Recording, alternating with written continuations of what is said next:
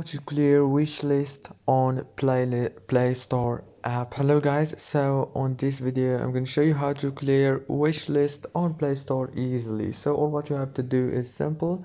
Go to Play Store. As you can see, this is the home page right here. Now go to the top and click on your profile picture like this, and now click on settings, and it will take you to this page. Click on the first option, general, and it will give you those options. Choose account and device preferences. Click on it and scroll down until you find the clear wish list option. Click on it and click clear right here. It's very easy and fast. If this video was helpful, please don't forget to like and subscribe, and thank you so much for watching this video until the end. See you later.